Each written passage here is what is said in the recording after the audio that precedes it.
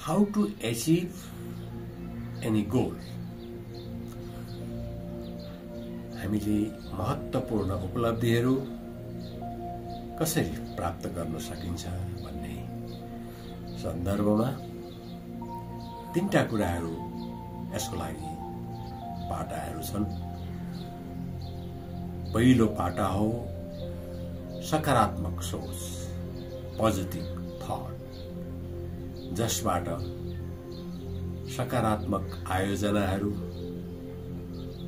प्लानिङहरू चाहिँ सिर्जना हुन्छ, जसबाट सकारात्मक सिर्जनाको सम्भावनालाई नकार्न सकिँदैन। जस्तो उदाहरण स्वरूप आजका विभिन्न मानवीय हितलाई सपोर्ट गर्ने उपलब्धिहरू, आविष्कारहरूलाई लिन सकिन्छ। विभिन्न रोगका औषधिहरू, विभिन्न यातायातकामा सरल बनाउने निर्माणहरू, त्यसले सकारात्मक सोच पहिलो नम्बरमा पर्छ। दोस्रो, त्यो सोच, त्यो परियोजना, त्यो आयोजनालाई कन्सिस्टेन्सी, निरन्तरता दिन जरुरी छ।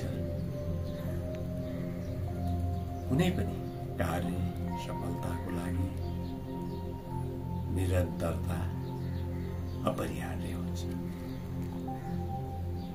जति पनि उपलब्धिहरू छन् अहिले, मानवीय उपलब्धि,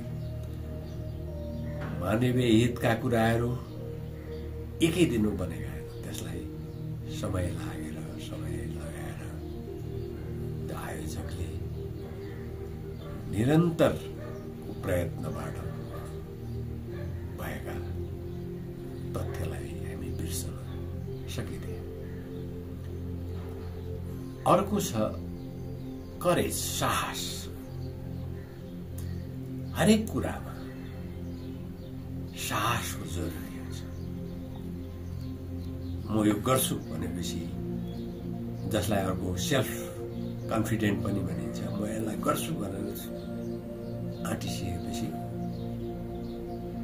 त्यो अवश्य पनि पूर्ण हुन्छ। जसको उदाहरण स्वरूप हाम्रो राष्ट्र निर्माता पृथ्वीनारायण शाहलाई लिन सकिन्छ, जसको सोच पहिला उहाँले विभिन्न छरिएका 2200-2400 राज्यहरूलाई एकीकरण गरेर सिङ्गो नेपाल बनाउने उहाँले सोच राख्नुभयो र त्यसलाई निरन्तरता दिँदै दिँदै 26 वर्षको अथक प्रयत्नबाट सिङ्गो नेपालको निर्माण भएको, निरन्तरताको र करेज, साहसको अनुपम उपमा आजको सिङ्गो नेपाल। त्यस्तै हाम्रा करेजियस लिडर जङ्गबहादुर कुँवर राणालाई पनि बिर्सन सकिँदैन। उहाँले निम्न स्तरबाट आफ्नो जीवन स्टार्ट गरेर उहाँको सकारात्मक सोच, उहाँको निरन्तर लागि पर्ने एउटा बानी र करेज, जे पनि गर्न आँट गर्ने साहसका प्रतिमूर्ति जङ्गबहादुर कुँवर राणाले आफ्नो निम्न स्तरको जीवनबाट देशको प्राइम मिनिस्टर र श्री 3 महाराजसम्मको पदावधि उहाँले गेन गर्न सफल हुनु। त्यस्तै प्रत्येक मान्छेले, प्रत्येक विद्यार्थी पनि सकारात्मक सोच राखेर निरन्तर अध्ययनबाट सफल भई विभिन्न किसिमका मेडल, विभिन्न किसिमका उपलब्धि हासिल गर्ने तथ्य पनि यो सबैलाई विदितै भएको कुरा हो। त्यसकारण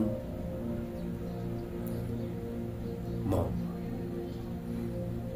प्रत्येक व्यक्तिमा एउटा गोल एचिभमेन्ट गर्ने रहर त हुन्छ नै। त्यसको लागि यी तीनटा कुराहरूलाई चाहिँ राम्रोसँग मनन गरेर, राम्रोसँग अध्ययन गरेर, यो साहसीपूर्ण हिसाबले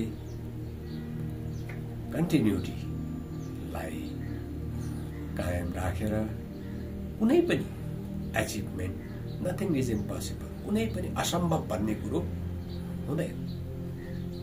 हरेक कुराको सम्भावनालाई बिर्सन सकिँदैन। त्यसोस्ले म सबैलाई यी तीनटा कुराहरूलाई ख्याल राखेर आफ्नो एचिभमेन्ट, गोलको एचिभमेन्टलाई प्राप्ति गर्नको लागि शुभकामना दिँदै बेस्ट अफ